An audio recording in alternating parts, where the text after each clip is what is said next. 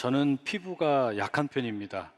특히 햇빛 알러지가 있어서 장시간 햇빛에 노출이 되면 쉽게 피부 트러블이 생깁니다. 처음에는 괜찮다가 점점 가렵게 됩니다.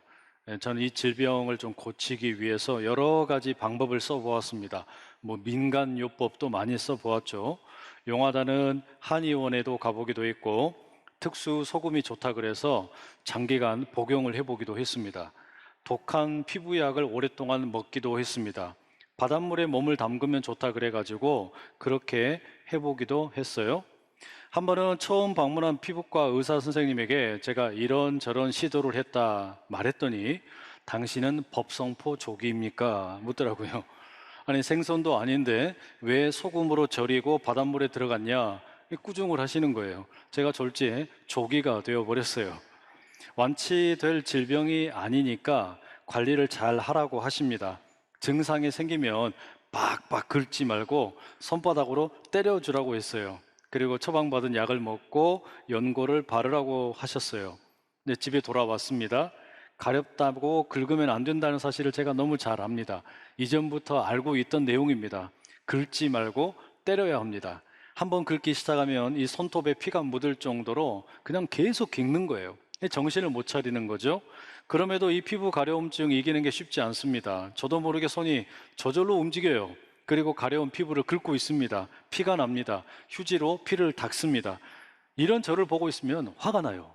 아니 어떻게 이렇게 어리석을 수가 있나, 스스로를 한심하다 생각하게 됩니다.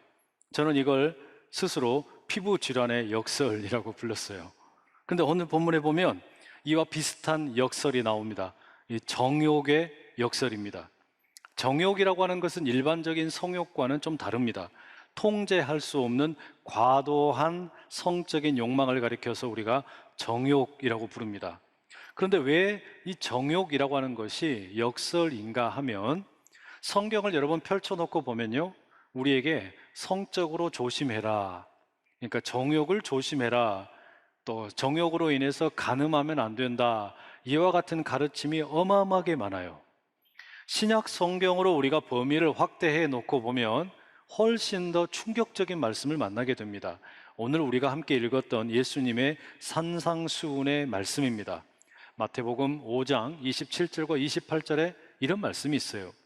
또 간음하지 말라 하였다는 것을 너희가 들었으나 나는 너희에게 이르노니 음욕을 품고 여자를 보는 자마다 마음에 이미 간음하였느니라.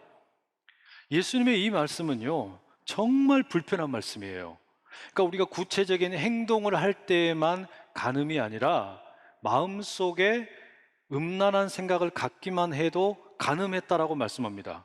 그럼 여러분, 아니 세상에 이 간음죄에서 자유할 수 있는 사람이 누가 있겠어요?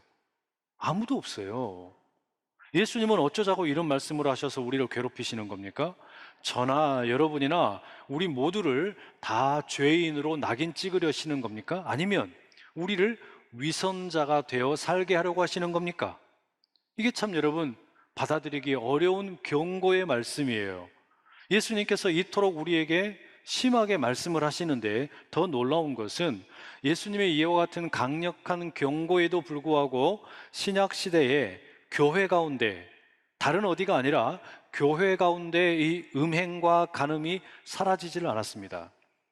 성경은 이토록 간음에 대해서, 음행에 대해서, 정욕에 대해서, 어떤 성적인 문란함에 대해서 아주 강력하게 경고하고 있지만, 놀랍게도 인간은 그 나약함 때문인지 모르지만 이 음란과 간음과 정욕으로부터 결코 이기지를 못하는 겁니다.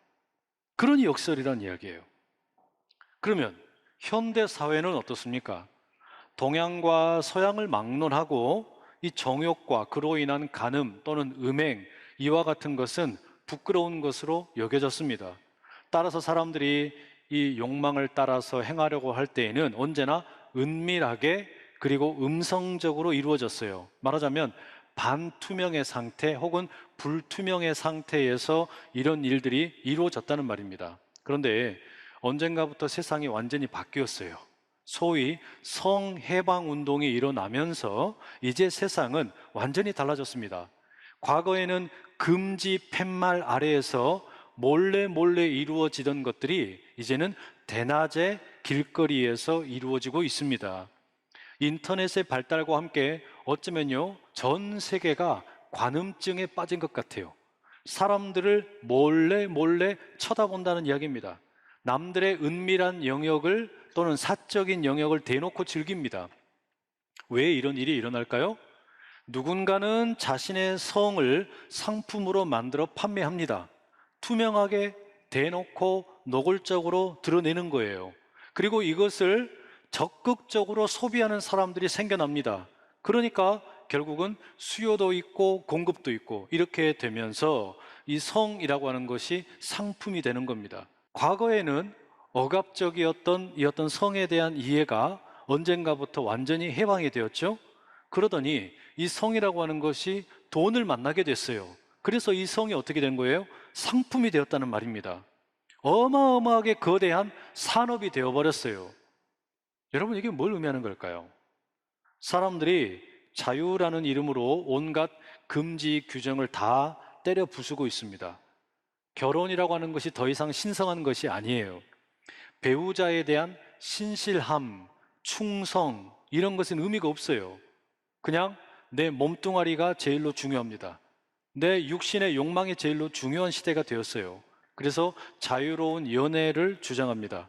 한국에서도 2015년 2월에 간통법이 폐지되었죠. 더 이상 이제는 혼인 제도로 인해서 사람들의 어떤 그 감정, 욕망을 통제할 수 없다라는 겁니다. 나의 욕망을 채우기 위해서 이제 상대방은 철저하게 물건이 되는 시대입니다. 내 육체를 위해서 탐닉하고 집착을 합니다. 그 와중에 무슨 일이 벌어집니까? 자신이 누구인지를 잊어버려요. 내가 무엇을 해야 되는지도 까마득하게 잊어버리는 겁니다. 당연히 하나님의 자리는 없습니다. 금욕이라든지 절제와 같은 단어들은 아주 구태스러운 박물관에나 어울리는 단어일 뿐입니다. 과연 이런 시대에 여러분, 우리가 오늘 읽은 이 십계명의 7번째 말씀, 간음하지 말라, 과연 이 말씀이 의미가 있을까요? 혹자들은 그럽니다. 잘 사는 동네일수록 돈에 대한 이야기 또는 간음에 대한 이야기 설교하면 안 된다라고 말합니다. 이것들은 다 그저 고리타분한 종교적인 도그마에 지나지 않는다라고 주장하는 분들이 너무 많아요. 자신의 육체를 숭배하고 있는 그런 시대 속에 살고 있기 때문입니다.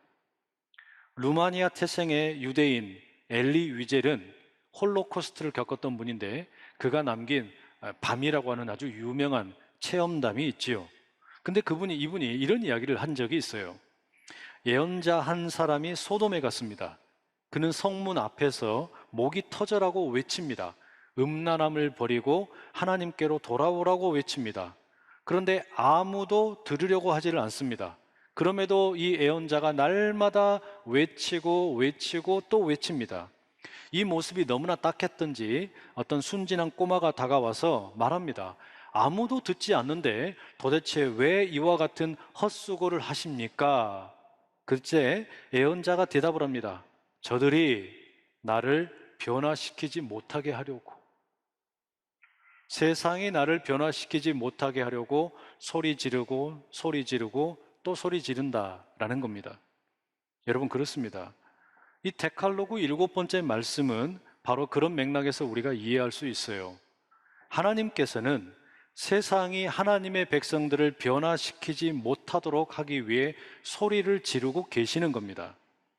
그렇다면 여러분, 간음하지 말라라는 이 말씀은 구약 시대의 어떤 관점에서 보면 어떤 의미에서 하나님의 소리 지름이겠습니까? 분명 여러분, 이 간음하지 말라라고 하는 이 십계명의 말씀은 오늘 현대의 기준으로 보면 너무 진부한 말씀이에요. 박물관에나 어울리는 그런 말씀이란 말이에요. 하지만 이 말씀이 기록된 출애굽의 맥락에서 보면 고대 사람들에게 이 말씀은 아주 이상한 말씀이었습니다. 너무나 낯선 말씀이었다는 이야기입니다. 무슨 이야기냐? 당시 사회에서는 풍요와 다산이라고 하는 것은 너무나 중요했습니다. 때문에 고대 사회에서 풍요와 다산이라고 하는 것은 종교가 당연히 권장해야 하는 일이었습니다. 이제 조금 더 이 데칼로그의 말씀의 의도를 말씀드리겠습니다.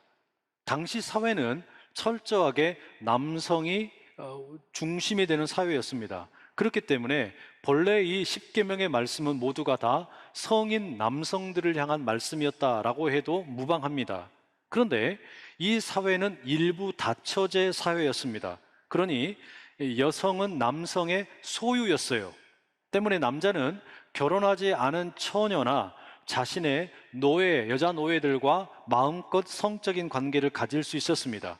그리고 나서 자기 마음에 들면 부인으로 삼든지 첩으로 삼을 수 있었다라는 이야기입니다.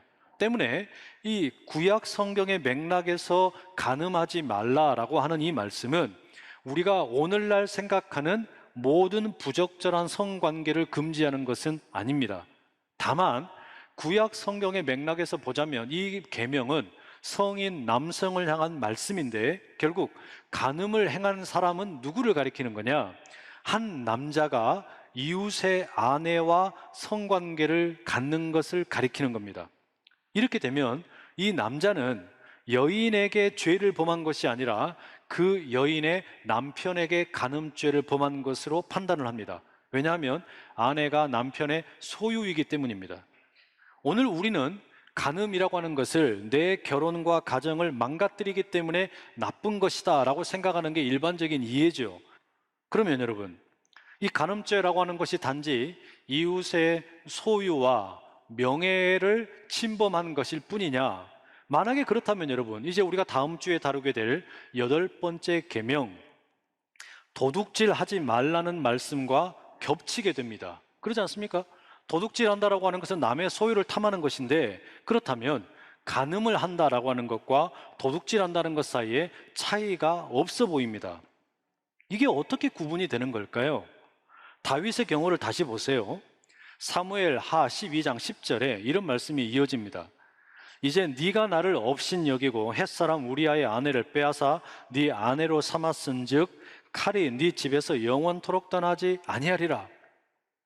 하나님께서 다윗에게 뭐라고 말씀하십니까? 다윗이 지금 우리아에게 범죄했을 뿐만 아니라 하나님에게 범죄했다라고 말씀을 하세요. 다윗의 이 간음죄는 우리아에 대한 간음죄일 뿐만 아니라 하나님에 대한 범죄라는 겁니다. 그러니까 구약 성경에서 이 간음이라고 하는 것은 타인의 소유와 명예에 대한 침해일 뿐만 아니라 더 중요한 건 뭐냐? 이것은 결국 궁극적으로는 하나님께서 세우신 질서, 특별히 창조의 질서 가운데 결혼을 세우신 하나님의 뜻에 대한 도전이라는 겁니다. 하나님께서 세우신 가정을 무너뜨린다라는 이야기예요. 결혼의 질서를 무너뜨리는 거예요.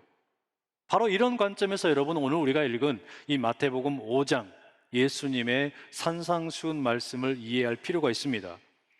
음욕을 품고 여자를 보는 자마다 마음에 이미 간음하였다. 아니, 이렇게 심하게 말씀을 하시면 어떻게 합니까? 예수님의 이 말씀은 도저히 이해가 되질 않아요. 우리 모두가 다 간음한 자가 되어버리는 거예요. 누가 이 말씀 앞에서 자유로울 수가 있겠냐는 말이에요.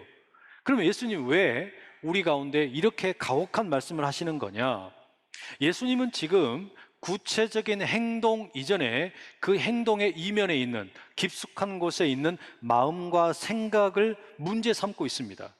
만약에 여러분, 간음이라고 하는 것이 상대방의 소유의 침해의 문제라면 음욕을 품는 것 자체는 사실 아무 문제가 안 되잖아요. 예를 들어서 실제로 훔치지는 않고 그냥 마음속으로만 생각했다고 해서 이게 어떤 도둑질이 되는 것은 아니지 않습니까? 그죠? 그런데 예수님께서는 간음이라고 하는 것을 구체적인 행위뿐만 아니라 마음과 생각의 의도 속에 이미 간음이 일어났다라고 말씀을 하시는 거예요. 그리고 이것이 이제 이어지는 31절에 보면 이혼의 문제로도 연결이 됩니다. 결국 여러분, 예수님께서 말씀하시는 이 간음하지 말라라는 말씀은 달리 말하면 결혼을 깨뜨리지 말라라는 의미입니다. 결혼을 깨뜨리지 말아라. 그래서 여러분, 우리가 흔히 뭐라고 말합니까? 검은 머리가 팥불이 될 때까지 서로 사랑하며 산다. 하나님께서 짝지어 주신 것을 사람이 결코 나눌 수 없다라고 이야기하잖아요. 결국 그렇다면 여러분, 예수님께서 가늠하지 말라라고 하는 말씀을 통해서 들려주고자 하는 핵심은 뭐냐면 당신의 결혼을 소중하게 여기고 가정을 아름답게 가꾸라는 명령입니다. 때문에 여러분, 간음이라고 하는 것이 마음에서 일어난다라고 하는 것은 다른 말로 바꾸면 무슨 뜻이 되겠습니까? 남편과 아내가 몸뚱아리만 같이 있는다 그래서 이게 결혼 생활이 아니라는 이야기예요. 마음이 함께 있어야 된다는 이야기예요. 그러니 여러분, 바로 하나님께서는 그와 같은 한 남자와 한 여자 서로 다르지만 이제 하나가 되어 살아가는 이들에게 뭐라고 명령을 하시냐면 생육하고 번성하라 명령을 하십니다. 생육하고 번성하는 것은 단지 몸이 하나가 되어서 자녀를 많이 낳으라는 게 아니에요. 마음이 하나 되고 그리하여 그 사랑으로 세상을 섬기고 돌보라는 뜻입니다. 이게 하나님의 계획 가운데 만들어진 결혼의 본래 의미입니다. 그래서 아담과 하와가 두 사람이 처음에는 어떻습니까? 벌거벗었으나 부끄러워하지 않았습니다. 이게 마음이 하나 된 겁니다. 그리고 몸이 하나 된 거예요. 그 가운데서 건강한 사랑의 꽃을 피고 성적인 유희가 그 부부라고 하는 울타리 가운데에서 아름답게 이루어진 겁니다. 그럼 여러분, 데칼로그의 7번째 말씀, 간음하지 말라라고 하는 이 말씀은 우리를 죄인으로 만들기 위해서 또는 우리를 위선자로 만들기 위한 것이 아니에요. 도리어 이 말씀은 우리로 하여금 본래 우리가 지음받은 원래의 하나님의 형상을 따라 건강한 가정을 이루고 결혼을 아름답게 이루고 가정을 지키라는 하나님의 명령입니다. 그 본래 하나님께서 지으신 가정의 의미를 회복하라는 거예요. 그러려면 어떻게 해야 됩니까? 세상의 미혹이나 자극적인 소리에 귀를 닫아야 됩니다. 때로는 눈을 감아야 돼요. 그래야만 뭐가 보이는 거냐면 하나님께서 보여주셨던 그림이 보이고 하나님께서 들려주시는 소리가 들리는 겁니다. 구약 성경의 아가서에 보면 솔로몬과 술람미 여인이 나누는 아름다운 사랑의 이야기가 펼쳐지지 않습니까? 두 사람의 그 모습 속에 아름다운 하나님의 어떤 그 계획이 담겨 있는 거예요. 여러분, 바로 그런 이유 때문에 예수님께서는 혹여 우리의 지체가 범죄하거든 차라리 찍어서 내어 던져버리라고 너무나 섬뜩한 경고의 말씀을 주십니다. 왜 그럴까요? 그렇게 해서라도 우리가 사는 것이 중요하기 때문입니다. 이건 마치 뭐와 같은 거냐면 우리를 죽이는 흉기가 아니라 수술방에서 내 암덩어리를 도려내는 메스와 같은 말씀입니다. 세상의 거짓이나 기만과 속임수에 넘어간 우리의 마음과 생각을 건강하게 만들기 위해서 뭐가 필요하냐면 한 번은 죽어야 되는 거예요. 한 번은 완전히 거의 죽음에 이르는 지경에 이르러야 되는 겁니다. 세상에 대해서 죽어야 되는 거예요. 고린도후서 5장에 나오는 사도 바울의 말씀 따라 그런즉 누구든지 그리스도 안에 있으면 새로운 피조물이 되옵니다. 그런데 새로운 피조물이 되려면 한 번 죽어야 돼요. 옛 자아가 죽어야만 새로운 자아가 되는 것처럼 우리의 마음과 생각이 죽어야 됩니다. 세상에 대해서 죽어야만 이런 변화가 일어나는 거예요. 확실하게 죽어야 된다는 이야기예요. 그러면 여러분, 그때 비로소 우리가 이 말씀을 다시 읽을 때 간음하지 말라라고 하는 것은 나를 불편하게 만들고 또 나를 위선자나 죄인으로 만드는 말씀이 아니라 도리어 건강한 사랑이 무엇인지, 건강한 결혼이 무엇인지, 내게 허락하신 하나님의 어떤 그 분보식이 무엇인지를 깨닫게 하는 말씀입니다. 하나님의 질서 안에서 하나님께서 허락하신 배우자와 함께 깊고 진하게 사랑을 나누라는 거예요. 그럼 여러분, 구체적으로 내가 남편과 아내가 되어서 이 부부 가운데서 이 마음으로 하나가 되고 몸이 하나 되어 살아가는 이 부부의 관계라는 게 어떤 걸까요? 서울대 김영민 교수가 쓴 아침에는 죽음을 생각하는 것이 좋다라는 책이 있습니다. 이 책에 보면 결혼을 하고야 말겠다는 이들을 위한 3가지 주례사라는 꼭지에 칼럼이 있어요. 여기에 보면 이분이 이런 이야기를 합니다. 학교에서 공부를 잘했다 그래서 결혼 생활 잘하는 거 아니더라. 돈이 많다고 그래서 결혼 생활 잘하는 것은 아니더라. 그러면서 이렇게 덧붙입니다. 결혼 생활에 꼭 필요한 능력이 있는데 그건 뭐냐면 상대방에 대한 연민이라고 말합니다. 이제부터 결혼을 하고 나서 함께 보낼 그 미래의 시간이라고 하는 것은 다름 아닌 노화의 과정이기 때문이라고 합니다. 오늘부터 나와 함께 살아가게 될 내 배우자는 나와 함께 이 늙어가는 과정을 함께 겪을 배우자라는 거예요. 결혼을 통해서 유한한 생물체의 고단함과 외로움과 무기력함을 위로하고 연민할 수 있는 그런 어떤 마음의 자세가 필요하다라는 겁니다.